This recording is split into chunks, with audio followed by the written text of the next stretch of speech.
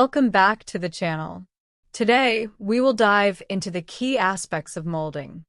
Here's what we will cover in this session: molding basics, molding materials, and classification of molds. Molding is the process of creating a hollow cavity that molten metal is poured into. The shape of this cavity defines the final shape of the cast part. The molding process involves several steps. A pattern is placed in the molding box, also known as the flask. Molding material, like sand, is packed around the pattern. The pattern is then removed, leaving a cavity in the shape of the desired part. If hollow sections are needed, cores are inserted. Finally, molten metal is poured into the mold cavity. Molding is crucial because it determines the quality and dimensional accuracy of the final casting.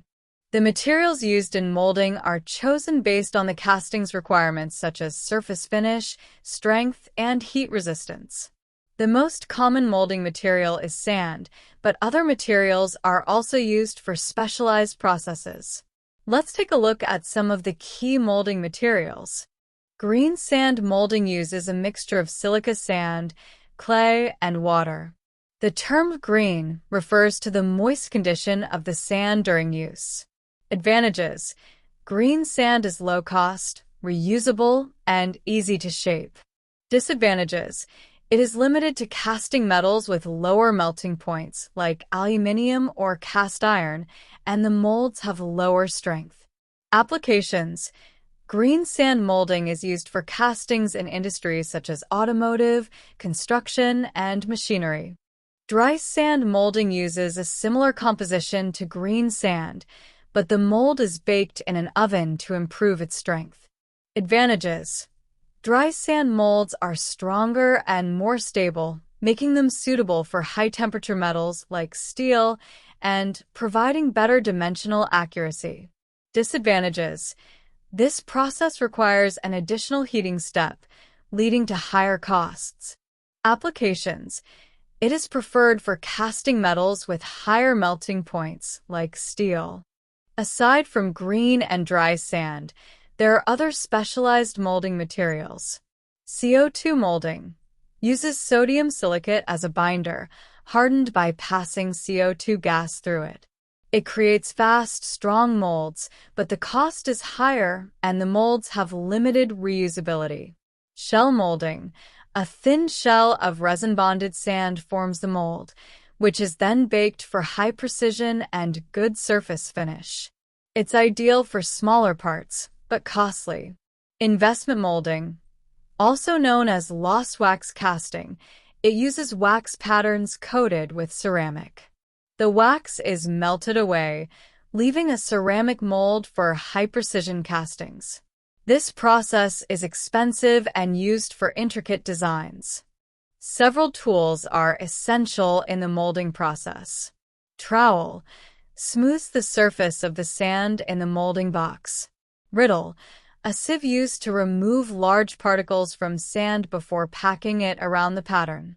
Strike-off bar ensures the sand surface is level with the top of the flask.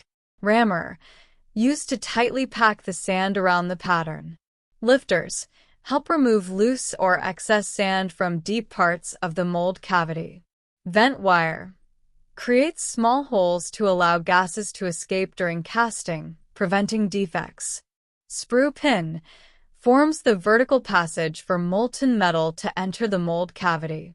Flask, the molding box that holds the sand and pattern during the molding process.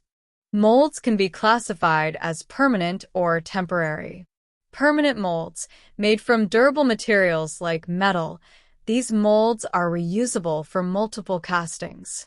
They are best for high-volume production, such as die casting. Temporary or expendable molds, made from materials like sand, these molds are destroyed after each use, making them suitable for complex, low-volume castings. A common example is sand casting. There are different types of sand molds. Green sand molds, made from moist sand, These molds are inexpensive and reusable, making them highly popular in casting operations. Dry sand molds. These molds are dried or baked to improve their strength and heat resistance, making them ideal for high-temperature castings.